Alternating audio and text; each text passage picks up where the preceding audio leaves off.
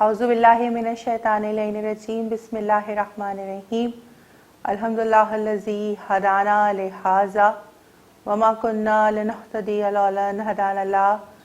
لقد جاءت رسول ربنا بالحق الصلاۃ والسلام وتحیۃ والاکرام علی سید اصل المافی الوجود سر اللہ فی کل موجود نقطۃ دائرۃ الوجود صاحب لواء الحمد والمقام المحمود مولانا و مولا الثقلین جد الحسن والحسین ابی القاسم محمد اللہم صلی علی محمد و آل محمد و عجل فرجہم اجمعین۔ تمام تعریفیں اللہ کے لیے اور درود و سلام محمد و آل محمد کے لیے۔ میں سیدہ شیری زہرا رضوی آپ تمام دیکھنے والے ناظرین کو سلام پیش کرتی ہوں، اور میرا آج کا عنوان گفتگو ہے خصوصیت کے ساتھ آمد نزول امام حسن مجتبیٰ علیہ السلام۔ سب سے پہلے تو میں آج اس اپنے امام اپنے مولا کی آمد کی مبارکباد پیش کرتی ہوں۔ سب سے پہلے خاندان زہرا کو، تمام ائمہ معصومین کو، اور بالخصوص حجت قائم آل محمد کی بارگاہ میں، اور اس کے بعد مجھے دیکھنے والے تمام ناظرین و سامعین کو۔ جیسے کہ آپ سب جانتے ہیں کہ آج کا دن وہ دن ہے کہ آج جشن آمد امام حسن علیہ السلام منایا جا رہا ہے۔ کہتے ہیں کہ ایک مرتبہ رسول خدا صلی اللہ علیہ وسلم مسجد نبوی میں موجود تھے کہ کسی نے آ کر آن حضرت کو یہ اطلاع دی کہ یا رسول اللہ، ایک مرتبہ خانہ سیدہ میں مولا کائنات کے گھر سورہ کوثر کی تفسیر بن کر ان کے سب سے بڑے اور سب سے پہلے فرزند کی ولادت ہوئی ہے۔ ایک مرتبہ جیسے ہی آن حضرت نے یہ سنا، اور آن حضرت کے چہرے سے خوشی کے وہ آثار نمودار ہوئے کہ مولانا حسن نظامی یہ کہتے ہیں کہ اس سے پہلے اتنی خوشی کے آثار آن حضرت کے چہرے پہ کبھی نہ دکھے تھے۔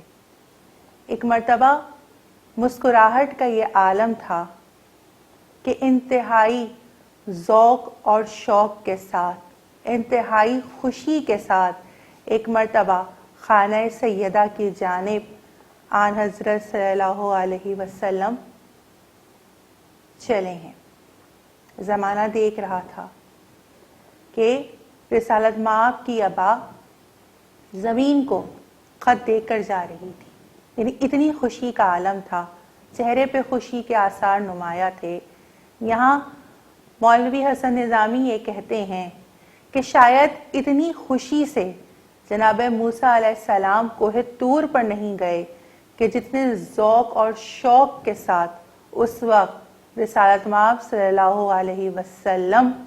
خانہ سیدہ کی جانب جا رہے تھے۔ زمانہ دیکھ رہا ہے نبی کی خوشی کا یہ عالم کہ ایک مرتبہ مولا کائنات کے گھر خانہ سیدہ میں آن حضرت داخل ہوئے۔ ایک مرتبہ جناب ام ایمن یہ ارشاد فرماتی ہیں کہ جب میں نے طاہر و طیب نبی کو خانہ سیدہ میں موجود پایا، اور نبی نے مجھ سے کہا، اے ام ایمن، ہمارے فرزند کو، ہمارے گھر کی پہلی خوشی کو ہمارے حوالے کرو، تو میں نے آن حضرت سے ہاتھوں کو جوڑ کے عرض کی کہ یا رسول اللہ، آپ طیب و طاہر ہیں۔ یا رسول اللہ، ابھی ہم نے اس مولود بچے کو غسل ولادت نہیں دیا، پہلے اس کو غسل ولادت دے دیا جائے،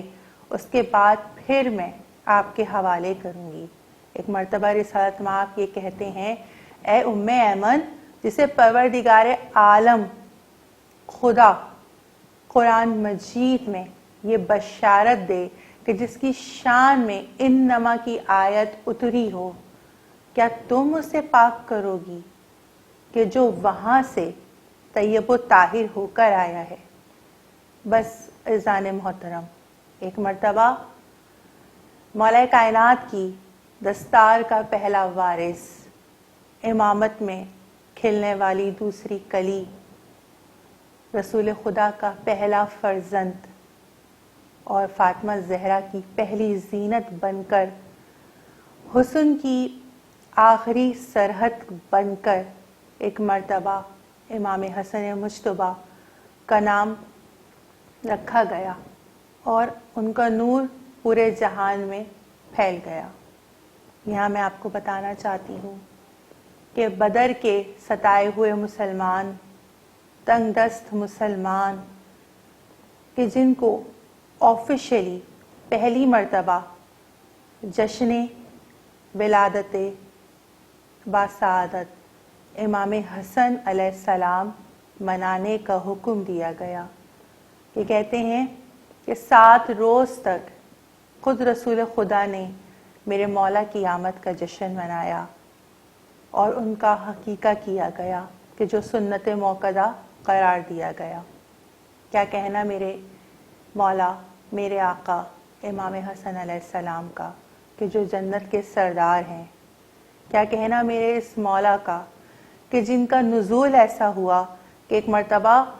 جناب ام ایمن یہ ارشاد فرماتی ہیں کہ رمضان کی ایک حسین شب تھی کہ ایک مرتبہ مولا کائنات میرے پاس آئے اور آ کر کہتے ہیں، اے ام ایمن آج پروردگار عالم مجھے ایک فرزند عطا کرنے والا ہے۔ اے ام ایمن تم ایسا کرو کہ تم جناب سیدہ کے پاس جاؤ۔ میں جناب سیدہ کے پاس آئی تو میں نے کیا دیکھا کہ بی بی کبھی سجدے میں سر کو رکھتی ہیں، کبھی بی بی رکوع کی حالت میں جھک جاتی ہیں، یعنی تمام شب مسلسل میں دیکھ رہی تھی کہ جناب سیدہ عبادت کو سر انجام دے رہی ہیں، یہاں تک کہ صبح نمودار ہو گئی اور میں دیکھ رہی ہوں کہ آج سیدہ نے روزہ رکھا ہے، اور روزے کے عالم میں کبھی خانہ صحن کو صاف کرتی ہیں، کبھی چکی کو چلاتی ہیں، کبھی قرآن کھولنے لگتی ہیں، کبھی نماز کے لیے جھک جاتی ہیں، یعنی مسلسل عبادتیں سر انجام دے رہی ہیں۔ میں بڑی حیران ہوئی، میں صحن خانہ میں آئی، یہاں تک کہ ظہر کا وقت ہو گیا۔ میں نے آسمان کی جانب دیکھا اور یہ کہا، اے بار الہا بے شک علی سے زیادہ کوئی سچا نہیں، اے بار الہا یہ معظمہ بھی سچی بطول ہے۔ لیکن مولا کائنات مجھ سے کہہ رہے تھے کہ آج ان کے ایک فرزند کی ولادت ہوگی، لیکن مجھے ایسے کوئی آثار نہیں دکھ رہے۔ ابھی میں یہ سوچ ہی رہی تھی کہ مجھے اندر حجرے سے کچھ آہٹ محسوس ہوئی۔ اب جیسے ہی میں حجرہ سیدہ میں داخل ہوئی تو میں نے کیا دیکھا کہ ماں بھی سجدے میں ہے اور بچہ بھی سجدے میں ہے، اور دونوں کے لبوں سے نکل رہا ہے، سبحان اللہ سبحان اللہ سبحان رب العالی و بحمدہ۔ کیا کہنا کہ جناب حمیرہ یہ کہتی ہیں کہ میں نے پوری کائنات میں زہرا بطول سے زیادہ کوئی سچی بی بی نہیں دیکھی کہ ظہر کے وقت ان کے بیٹے امام حسن کی ولادت ہوئی اور عصر کے وقت جناب سیدہ مصلی پہ موجود ہیں۔ یعنی کیا کہنا اس عصمت و طہارت کے مرکز کا کہ بی بی مصلی پہ موجود رہیں یہاں تک کہ بیٹے کا نزول ہو گیا۔ یعنی جس طرح سے قرآن صامت قلب رسول خدا پر رمضان میں نزول ہوتا ہے، نازل ہوتا ہے، بالکل اسی طرح سے اس قرآن ناطق کا نزول جناب سیدہ پر بھی رمضان میں ہوا۔ یہی وجہ ہے ایک مرتبہ مسلمانوں کا ایک گروہ رسول خدا کے پاس آیا اور آ کر کہتا ہے کہ یا رسول اللہ ہمیں یہ سمجھ نہیں آ رہی کہ آج رمضان کی پہلی تاریخ ہے یا شعبان کی 30 تاریخ ہے۔ ایک مرتبہ رسول خدا مسکرائے اور مسکرا کر کہا کہ جاؤ، جب مشکل میں گرفتار ہو تو اس کے در پر جاؤ کہ جو مشکل کشا ہے، اور اس کے در پر جا کر وہاں سوال کرنا کہ آج میرے بڑے فرزند حسن نے، کہ جو ابھی نومولود ہے، اس نے شیر پیا ہے یا نہیں پیا۔ اگر شیر پیا ہو تو اس کا مطلب یہ ہے کہ آج شعبان کی 30 تاریخ ہے، اور اگر آج شیر نہ پیا ہو میرے بیٹے حسن نے تو سمجھ جانا کہ ماہ رمضان کا آغاز ہو چکا ہے۔ کیا کہنا میرے مولا، میرے آقا امام حسن علیہ السلام کا، کہ جن کی آمد کا جشن آج سب مومنین منا رہے ہیں۔ کیسا میرا مولا؟ یہی وجہ ہے کہ جب شام میں یا بڑے یزید کے دربار میں ایک مرتبہ امام حسن تشریف لے کر گئے ہیں، اور ایک مرتبہ جو اپنا خود تعارف کروایا ہے امام حسن علیہ السلام نے، تو یہ کہہ کر تعارف کروایا کہ میں فرزند رسول ہوں، میں علی کا جانشین ہوں، میں علی کی دستار کا وارث ہوں، میرے ضمیر کا نام محمد ہے، میرے امیر کا نام علی ہے، میری ماں کا نام بطول ہے، اور میرے وزیر کا نام حسین ہے۔ یعنی 10 سال تک مولا کائنات کے بعد جسے خود امام حسین علیہ السلام اپنا امام، اپنا آقا، اپنا رہبر مانتے رہے، اس کا نام امام حسن علیہ السلام ہے۔ ایک مرتبہ جب اپنا تعارف کروایا شام کے دربار میں، اور ایک مرتبہ بڑے یزید نے یہ چاہا کہ امام حسن کو اس طرح سے مروب کرے کہ اپنے خزانے کا ایک بہت بڑا حصہ دربار میں لے کر آیا اور لا کر بولا کہ اے حسن، یہ سب آپ کے لیے تحفہ ہے، کیونکہ آپ تو جانتے ہیں کہ میں ہندا کا بیٹا ہوں۔ ایک مرتبہ جیسے ہی امام نے یہ سنا، امام اپنی نشست سے کھڑے ہو گئے۔ جیسے ہی امام کھڑے ہوئے، امام کا پائے مبارک ان کی نالین کو لگا۔ جیسے ہی پائے مبارک نالین کو لگا، ایک لمحے کے لیے میرے مولا کی جوتیاں ذرا سی اپنی جگہ سے سرکی۔ ایک مرتبہ اس کا ایک غلام آگے بڑھا اور آگے بڑھ کر مولا کی نالین کو برابر کیا، یعنی سیدھا کر کے رکھ دیا۔ امام حسن نے یہ دیکھا، ایک مرتبہ اس غلام سے یہ کہا کہ یہ جتنا بھی مال و اسباب، سونا چاندی مجھے دے رہا ہے، یہ سب کا سب میں تجھے ہدیہ کرتا ہوں۔ ایک مرتبہ تخت نشین نے جب یہ دیکھا، چہرے کی رنگت اڑ گئی، آنکھیں ابل کر باہر آ گئیں، اور ایک مرتبہ وہ یہ کہتا ہے کہ حسن، صرف اور صرف جوتیاں سیدھی کرنے والے کو اتنا مال و اسباب؟ تو ایک مرتبہ میرا مولا مسکرا کر کہتا ہے، اس لیے کہ میں فاطمہ زہرا کا بیٹا ہوں۔ ذرا تصور کیجئے کہ دشمن کا دربار ہے اور اسی کا غلام ہے، اور ایک مرتبہ میرا مولا اسے اتنا مال و زر دیتا ہے، تو بس ایک لمحے کے لیے یہ ضرور سوچئے گا کہ جب اس کا دربار ہوگا کہ جو رب العالمین ہوگا، اور ایک مرتبہ امام حسن کے دربار میں، خدا کے دربار میں امام حسن موجود ہوں گے، تو جب دشمن کے غلام کو اتنا کچھ عطا کر دیا، تو ایک مرتبہ میرا مولا اپنے بابا کے شیعوں کو،